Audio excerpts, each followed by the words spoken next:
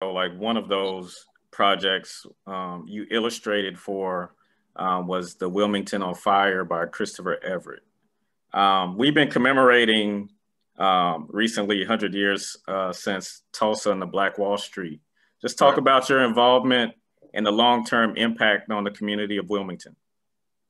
Well, Wilmington on Fire was, man, Chris. I met Chris when he was straight up struggling to get that project going. You know, imagine being young, fresh out of film school, trying to work on something, and you have no funding. So you're paying for everything out of your pocket, and you start meeting and linking with people, and y'all just kind of start figuring little things out here and there. Okay, we can do this, we can do that.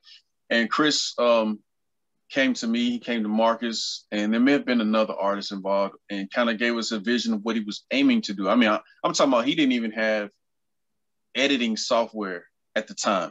It was just, I'm going to go get this footage. And whenever I find a way to edit, I'll edit some. And then I'm going to get some more footage. And that's what he was doing. But bro believed in the vision the same way we believed in what we were doing. And it was just that coming together of the different people in different positions, from music to, you know, because the soundtrack had a lot of people from Charlotte that was on it.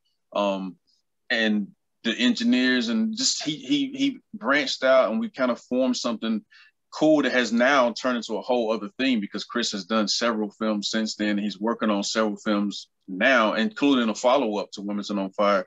And it all just started from that drive. I'm not going to wait for anybody, you know, and he wanted to tell that story that Black Wall Street was one of many situations that this country has had where people were building and establishing themselves. People don't even realize how powerful Wilmington was at one time, you know. And one of the most powerful Black newspapers came out of Wilmington, North Carolina, but they were burned out, literally. You know what I mean? And taken over. And if I'm not mistaken, one of the main papers there now benefited from that Black company being burned out. That put them directly in the spotlight of everybody has to come here to get news. So just wanted to make sure that those stories are told, not because we want people to feel bad. We just want people to see the way that this history and this system continues to stay in play, even though we're talking years and years, 50, 60, 70, 100, however many years later. These rules haven't changed very much, and the infrastructure hasn't changed very much. So, you know, when you hear a Bill Maher or somebody like that talking about we should be happy because we can drink out of water fountains with everybody, or we should accept that change has happened, like, come on, bro. Like, we're still fighting an overall structure. And if we had been left alone during the Wilmingtons and the Tulsas and the whatevers, we could be so much more in this country, but y'all didn't want that. So every time we built it, you came and tried to destroy it. And now you expect us to just be happy with the fact that we can share a water fountain. No, we're not about that. That's not what it is. You know what I mean? So Wilmington was an important film, and it's doing festivals, and I think it's on a few streaming platforms now.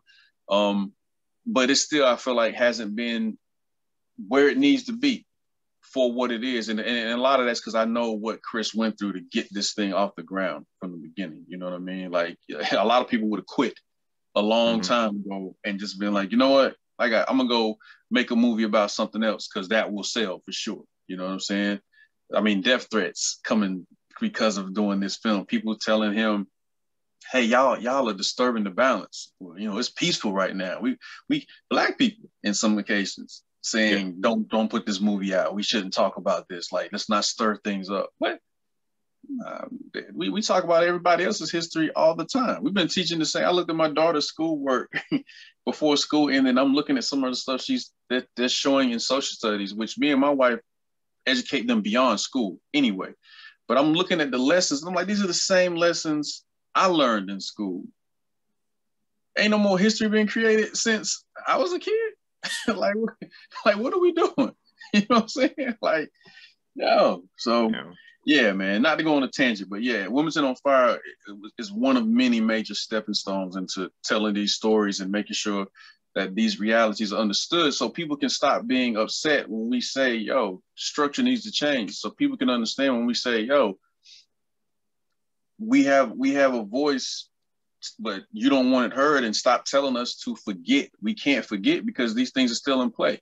Like Malcolm said, the 60s, they'll pacify you all day before they'll give you, I'm paraphrasing, before they'll give you what you're really asking for. So you got to go out here and get it, you know? Yeah. So footnote, I work at UNC Chapel Hill. So, okay. You know what's going on with Nicole Hannah-Jones and the 1619 project and the board not giving her tenure, you know, so yeah. I mean, yeah, we're still having to fight to get our truth out.